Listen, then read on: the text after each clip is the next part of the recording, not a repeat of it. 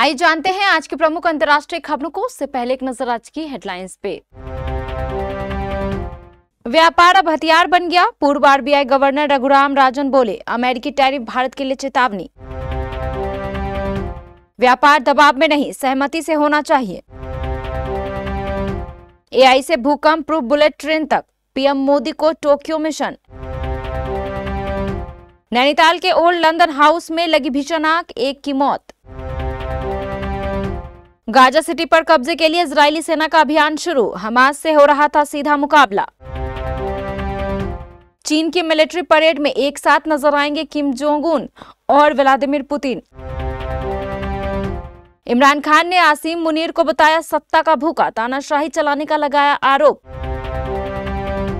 अमेरिकी वीजा रखने वाले भारतीयों को लेकर अर्जेंटीना ने किया ये ऐलान। परम सुंदरी की धड़ाधड़ हो रही एडवांस बुकिंग, 24 घंटे में बिक गए इतने टिकट। और आईपीएल से संन्यास के बाद इस विदेशी लीग में खेलते नजर आ सकते हैं अश्विन, रिपोर्ट में हुआ खुलासा। भारतीय रिजर्व बैंक के पूर्व गवर्नर और प्रख्यात अर्थशास्त्री डॉक्टर रघुराम राजन ने अमेरिका द्वारा भारत पर लगाए गए टैरिफ को बेहद चिंताजनक बताया। साथ ही उन्होंने इसे भारत के लिए किसी एक व्यापारिक साझेदार पर अपनी निर्भरता कम करने के लिए स्पष्ट चेतावनी करार दिया। बुधवार से लागू हुए अमेरिका के 50% टैरिफ की पृष्ठभूमि में बोलते हुए डॉक्टर राजन ने चेतावनी दी कि आज की वैश्विक व्यवस्था में व्यापार, निवेश और वित्त को तेजी से हथियार बनाया जा रहा है और भारत को सावधानी से कदम उठाने चाहिए। यह एक चेतावनी है, हमें पूर्व की ओर देखना चाहिए, यूरोप, अफ्रीका की ओर देखना चाहिए और अमेरिका के साथ भी जारी रखना चाहिए। लेकिन ऐसे सुधार करने होंगे जिससे हम 8 से 8.5% की वृद्धि दर हासिल कर सकें और अपने युवाओं को रोजगार दिला सकें। रघुराम राजन ने भारत को रूसी तेल आयात पर अपनी नीति का पूर्ण मूल्यांकन करने का सुझाव दिया। उन्होंने कहा, हमें यह पूछना होगा कि किसे फायदा हो रहा है और किसे नुकसान। रिफाइनर अत्यधिक मुनाफा कमा रहे हैं, लेकिन निर्यातक टैरिफ के जरिए इसकी कीमत चुका रहे हैं। अगर फायदा ज्यादा नहीं है तो शायद यह विचार करने लायक है कि क्या हमें यह खरीद जारी रखनी चाहिए। राष्ट्रीय स्वयंसेवक संघ प्रमुख मोहन भागवत ने मंगलवार को स्वदेशी और आत्मनिर्भरता पर जोर देते हुए कहा कि अंतर्राष्ट्रीय व्यापार केवल सहमति से होनी चाहिए, किसी दबाव में नहीं। उन्होंने साफ कहा कि भारत को आत्मनिर्भर बनकर ही दुनिया में योगदान देना है। दिल्ली में आयोजित कार्यक्रम को संबोधित करते हुए मोहन भागवत ने हिंदुत्व की परिभाषा पर भी विस्तार से बात की।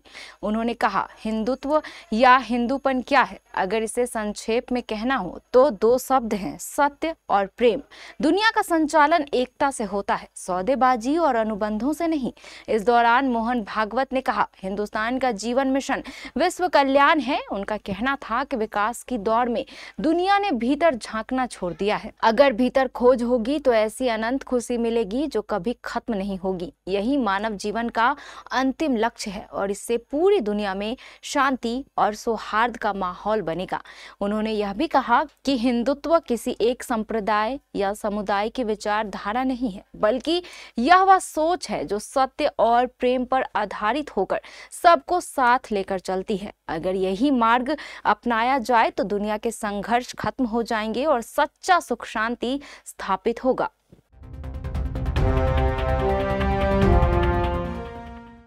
प्रधानमंत्री नरेंद्र मोदी 29 और 30 अगस्त को 2 दिन के दौरे पर जापान पहुंचने वाले हैं। यह उनका जापान का 8वां दौरा होगा और इसी दौरान भारत जापान के बीच 15वां वार्षिक शिखर सम्मेलन आयोजित किया जाएगा। प्रधानमंत्री मोदी और उनके जापानी समकक्ष शिगेरू इशिबा शुक्रवार को मुलाकात करेंगे। विदेश सचिव विक्रांत मिस्त्री ने जानकारी दी कि इस शिखर सम्मेलन के दौरान दोनों नेता अब तक की प्रगति की समीक्षा करेंगे, साथ ही आने वाले सालों के लिए नए एजेंडा तय करेंगे। उत्तराखंड के नैनीताल में बुधवार देर रात मल्लीताल बाजार स्थित ओल्ड लंदन हाउस में भीषण आग लग गई। देखते ही देखते लकड़ी से बना यह ऐतिहासिक भवन पूरी तरह जलकर खाक हो गया। राहत बचाव अभियान के दौरान एक शव बरामद किया गया। सूचना एवं जनसंपर्क विभाग के मुताबिक जिला आपदा परिचालन केंद्र को 27 अगस्त की रात 10:04 पर सूचना मिली कि मल्लीताल स्थित मोहन चौक के पास एक पुराने भवन में अचानक आग लग गई। प्रारंभिक जांच में शॉर्ट सर्किट को संभावित कारण माना जा रहा है। हालांकि आग लगने की आधिकारिक पुष्टि अभी नहीं हुई है। स्थिति की गंभीरता को देखते हुए डीएम वंदना सिंह के निर्देश पर हल्द्वानी, रामनगर, भीमताल, अल्मोड़ा, रानीखेत, सीतारगंज और रुद्रपुर से अतिरिक्त अग्निशमन वाहन और पानी के टैंकर मंगवाए गए। सेना और वायुसेना की टीमों को भी मौके पर तैनात किया गया। गाजा पट्टी के सबसे बड़े शहर गाजा सिटी पर कब्जे का इजराइल का अभियान शुरू हो गया है। मंगलवार बुधवार रात इजरायली सेना के टैंक गोलाबारी करते हुए गाजा सिटी की सीमा में दाखिल हो गए और उनकी मार से फलस्तीनियों के खाली पड़े घर ध्वस्त होने शुरू हो गए। कई स्थानों पर सेना का हमास से सीधा मुकाबला हो रहा है। ANI के अनुसार इजरायली सेना की गिवाती ब्रिगेड और हमास लड़ाकों के बीच भीषण लड़ाई की सूचना है। इजरायली सेना ने हमास लड़ाकों की टुकड़ी को भारी नुकसान पहुंचाते हुए फलस्तीनी संगठन के शस्त्रागार को नष्ट कर दिया। कार्रवाई के दौरान इजरायली वायुसेना के हमले में हमास कमांडर महमूद अल असाद मारा गया। गाजा पट्टी में 22 महीने से जारी लड़ाई में घनी आबादी वाले गाजा सिटी पर इजरायली सेना अभी तक कब्जा नहीं कर पाई है। इजराइल सरकार ने इसी महीने के शुरुआत में हमास के प्रभाव वाले गाजा सिटी पर जमीनी कार्रवाई करने और उसे अस्थायी रूप से अपने कब्जे में रखने की योजना की घोषणा की थी।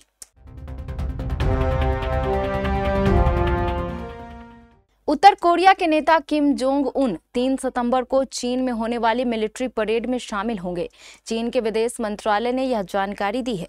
चीन के सरकारी मीडिया के मुताबिक रूस के राष्ट्रपति व्लादिमीर पुतिन भी इस कार्यक्रम में शामिल होने वाले हैं। चीन में होने वाली ये विजय दिवस परेड जापान के साथ हुए युद्ध की 80वीं सालगिरह के मौके पर होगी। चीन इस परेड में अपने नए हथियार दिखाएगा, जिनमें सैकड़ों विमान, टैंक और एंटी ड्रोन सिस्टम होंगे। यह पहली बार होगा जब उसकी सेना की नई ताकत पूरी तरह परेड में दिखाई जाएगी।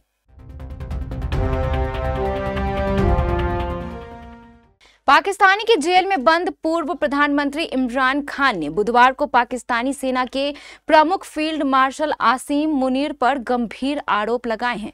उन्होंने कहा कि मुनीर सत्ता के भूखे हैं और देश में सबसे बुरी तरह की तानाशाही चला रहे हैं। इमरान खान ने सोशल मीडिया पर पोस्ट में लिखा, आर्मी चीफ आसिम मुनीर सत्ता के भूखे हैं। इसी वजह से उन्होंने पाकिस्तान में सबसे खराब तानाशाही लागू कर दी है। मुनीर को न नैतिकता समझ आती है और न इस्लाम। उन्होंने कहा, आसिम मुनीर को मुझसे माफी मांगनी चाहिए। वही थे जिन्होंने 9 मई की घटनाओं की साजिश रची और सीसीटीवी फुटेज चोरी की। इमरान खान अगस्त 2023 से जेल में हैं और कई मामलों का सामना कर रहे हैं। खान ने कहा, देश में कोई हाइब्रिड सिस्टम नहीं है, जो मौजूद है वह आसिम मुनीर की तानाशाही है। इसी वजह से ट्रंप ने शहबाज शरीफ की बजाय आसिम मुनीर को बुलाया। इमरान खान ने यह भी आरोप लगाया कि उनके रिश्तेदारों, जिनमें 2 भतीजे भी शामिल हैं, को राजनीतिक से कोई संबंध न होने के बावजूद अगवा कर लिया गया है।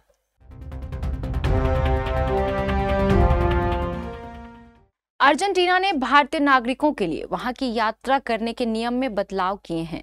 अब जिन भारतीयों के पास मान्य अमेरिकी वीजा हैं, वे आसानी से दक्षिण अमेरिकी देश अर्जेंटीना की यात्रा कर सकेंगे। यह घोषणा अर्जेंटीना के भारत में राजदूत मारियानो कासिनो ने सोशल मीडिया प्लेटफॉर्म एक्स पर की। कासिनो के मुताबिक अर्जेंटीना के ऑफिशियल गजट में प्रकाशित एक अधिसूचना के तहत अब जिन भारतीय यात्रियों के पास अमेरिकी टूरिस्ट वीजा है, वे अर्जेंटीना की भी यात्रा कर सकते हैं। अर्जेंटीना के राजदूत ने एक्स पर लिखा, अर्जेंटीना सरकार ने अमेरिकी वीजा रखने वाले भारतीय नागरिकों के लिए देश में प्रवेश आसान कर दिया है। उन्होंने कहा, ऑफिशियल गजट में प्रकाशित अधिसूचना के अनुसार जिन भारतीय नागरिकों के पास अमेरिकी टूरिस्ट वीजा है, उन्हें अर्जेंटीना आने के लिए अलग से वीजा लेने की जरूरत नहीं होगी।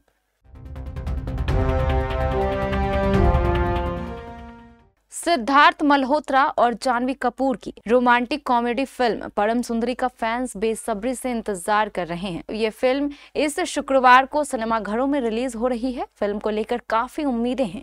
इन सब के बीच परम सुंदरी की कल से एडवांस बुकिंग भी शुरू हो चुकी है। इस फिल्म ने प्री टिकट सेल में अब तक कितनी कमाई कर ली है। सिद्धार्थ मल्होत्रा ने रोमांटिक कॉमेडी परम सुंदरी के साथ बड़े पर्दे पर कमबैक किया है, जिसमें जानवी कपूर ने भी लीड रोल प्ले किया है। इस फिल्म को तुषार जलोटा द्वारा निर्देशित किया गया है। परम सुंदरी ने अपने टीजर और गानों के जरिए अच्छा खासा बज क्रिएट कर दिया है। 29 अगस्त को रिलीज होने वाली परम सुंदरी की एडवांस बुकिंग 26 अगस्त को शुरू हो गई थी और इसका शुरुआती रिस्पांस अच्छा रहा। पिंक वेला की रिपोर्ट के मुताबिक 27 अगस्त रात 11 बजे तक परम सुंदरी ने अपने पहले दिन ही top 3 national chains PVR, INOX और सिनेप्लेक्स में 12,000 से ज्यादा टिकट बेच दिए थे। ट्रेड एनालिस्टों का मानना है कि तुषार जलोटा द्वारा निर्देशित इस रोमांटिक कॉमेडी फिल्म के लिए यह एक अच्छी शुरुआत है। शुक्रवार से फिल्म के स्पीड पकड़ने की उम्मीद है और इसकी एडवांस बुकिंग लगभग 40,000 तक पहुंचने का अनुमान है।